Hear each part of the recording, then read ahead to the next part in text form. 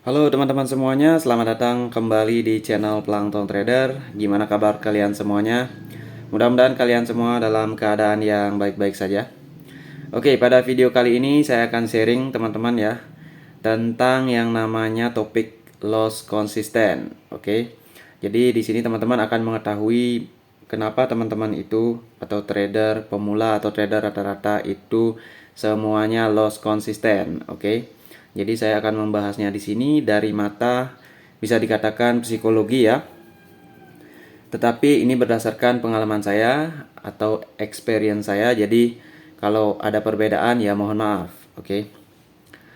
Nah, buat teman-teman di luar sana yang masih belum profit konsisten tetapi masih berniat di dunia trading, maka video ini sangat cocok sekali untuk teman-teman tonton karena video ini akan mengubah persepsi teman-teman semuanya, oke? Nah, kita lanjut ke pembahasan teman-teman, oke? Oke, di sini loss konsisten. Saya sering mengatakan profit konsisten. Dalam video sebelumnya, saya mengatakan profit konsisten itu adalah sebuah kebiasaan, oke? Nah, loss konsisten juga adalah kebiasaan, oke? Jadi H ini adalah habit, oke? Jika profit konsisten saya anggap sebagai habit, maka loss konsisten juga adalah sebagai habit, oke? Jadi teman-teman perlu waspadai habit. Nah, sekarang teman-teman perlu tahu, oke, khususnya pemula dan trader yang masih belum profit konsisten, ya kan? Kenapa habit ini bisa terbentuk? Nah, itu yang teman-teman harus ketahui. Karena faktor dari loss konsisten dan profit konsisten adalah kebiasaan. Oke. Mulai dari bahas kita dari pemula ya. Pemula, oke, di sini ada pemula, PM ya, pemula. Kemudian rata-rata. Kemudian katakanlah profit konsisten ya, pro gitulah ya. Oke, sekarang tahapan menjadi trader itu yang pertama apa? Pasti ada di pemula. Oke, kemudian dari pemula kemana? Ke rata-rata. Kemudian dari rata-rata ke pro. Oke, ini adalah sudah merupakan jalan seorang trader. Oke, jadi nggak ada trader langsung pro, nggak ada. Pasti pemula, rata-rata, dan pro. Yang membedakan adalah timingnya, waktunya, proses yang mereka lakukan bagaimana. Oke, itu yang membedakan. Di sini mungkin 5 tahun, 6 tahun, 7 tahun, tetap di rata-rata ya. Jika tidak tahu hal ini, oke, itu yang paling penting. Jadi, langkah tetap sama, tetapi waktu yang membedakan. Jadi, proses ini ada yang lebih cepat, ada yang lebih lambat, itu karena persepsi mereka yang berbeda-beda. Oke, tentunya ada yang namanya persepsi profit konsisten, ada persepsi loss konsisten. Nah, kalau kita kaji secara trader secara umum ya, maka dari pemula ini sudah pasti kita belajar dulu, karena persepsi itu muncul dari panca indera, dari belajar, mendengar dan lain sebagainya, ya kan? Nah, sumber belajarnya di mana? Di Google. Oke. Kemudian di YouTuber ya. Ini kalau YouTuber yang bagus sih oke. Oke. Kalau YouTuber marketer, nah bahaya di sini. Oke. Udah mulai bahaya karena persepsi itu sudah akan ikut dengan apa yang dipelajari, gitu ya. Kemudian banyaklah tutorial dan ebook, oke, yang sumbernya banyak sekali. Nah, di sini ini memang masih fase kebingungan, oke, pemula ini kebingungan. Nah, karena mereka bingung ya udah mereka loss, oke. Kemudian di rata-rata artinya mereka sudah memiliki fase, misalkan 1 tahun. Ini udah lewat nih belajar begini, tapi dia masih rata-rata. Ini udah 1 tahun, ya kan? Nah, ketika 1 tahun ini berlalu, maka di rata-rata ini para trader sudah memiliki mindset yang tertanam di otaknya, atau yang namanya mindset di subconsciousness, oke, atau ya bisa dikatakan bawah sadar lah, tapi sebenarnya bagiannya banyak, oke.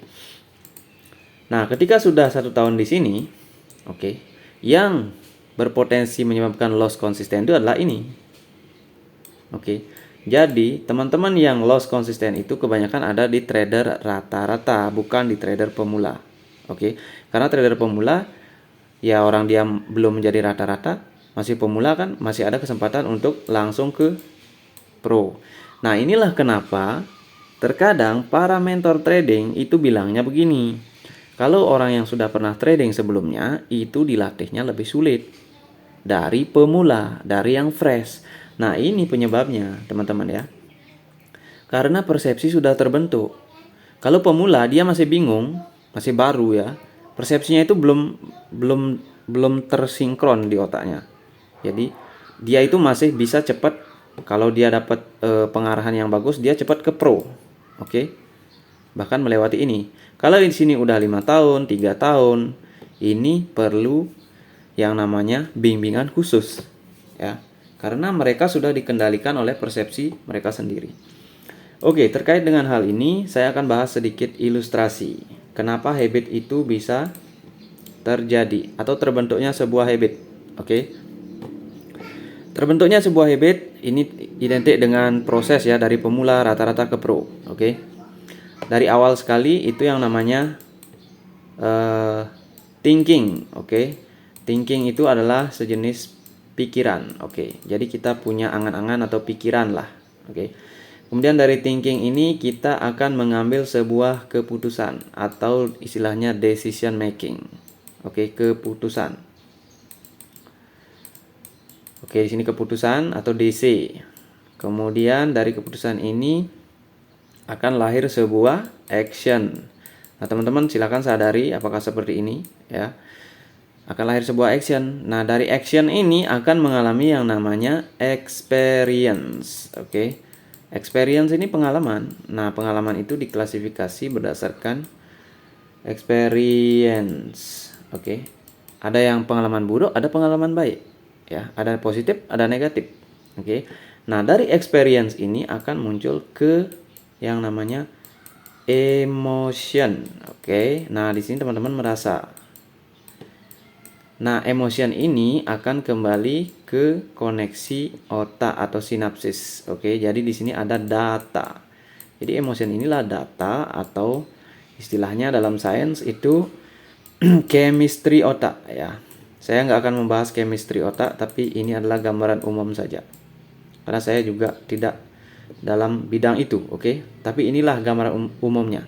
Nah, data ini akan menjadi suatu saat akan menjadi pertimbangan dari pikiran atau thinking di masa depan. Oke. Nah, jadi ini adalah sebuah siklus dalam hidup atau cycle. Oke. Nah, ini harus disadari nih. Inilah habit kenapa terbentuk ya. Setelah 1 tahun teman-teman belajar di Google, belajarnya dari mana-mana. Ya sudah, jika apa yang teman-teman pelajari itu, misalkan orangnya belum profit konsisten, ya tapi dia sudah mengajari, ya sudah, mereka mengajarinya muter-muter, mengajari trading ini, itu, tapi tujuannya tuh nggak jelas, gitu loh. Jadi teman-teman otomatis memberikan makan pikiran teman-teman dengan persepsi itu, ya kan? Kemudian ada actionnya, ada experience-nya, ada emotion-nya, ada chemistry-nya, udah ngumpul ini siklusnya sudah 1 tahun ini. Berarti di otak kita itu dia sudah paten di sini, ya kan? Udah paten. Nah, karena ini kalau semakin lama ini bisa menjadi yang namanya kepercayaan atau belief system, ya kan? Seperti itu. Nah, itulah kenapa kalau yang kita pasang adalah data atau chemistry dari loss, maka kita akan mengalami yang namanya loss konsisten. Ya kan? Nah, inilah yang menjadi penyebab yang namanya habit. Oke. Jadi di mana kita akan memperbaiki hal ini? Oke. Gini, ini kan sudah siklus ya. Siklus ini istilah lainnya adalah pikiran dari tubuh atau kita anggap sebagai body mind ya, itu istilahnya body mind. Ini istilahnya adalah body mind. Oke. Jadi kita punya body mind. Body mind ini adalah merupakan subconsciousness atau bawah sadar.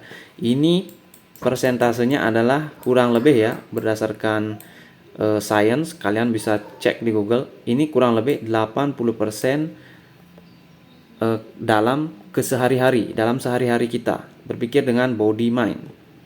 Nah, selain body mind, di sini ada lagi yang namanya kesadaran atau memang dari kesadaran murni ya, atau thinking gitulah, pikiran kita sendiri. Tapi bukan dari pikiran body, oke? Bukan dari yang udah terdata di sini, ya. Bukan itu, tetapi pikiran yang murni yang memang tidak terpengaruh oleh ini. Cuma ini persentasenya adalah sekitar ya kurang lebih 20%. Oke. Seperti itu. Kurang lebih ya.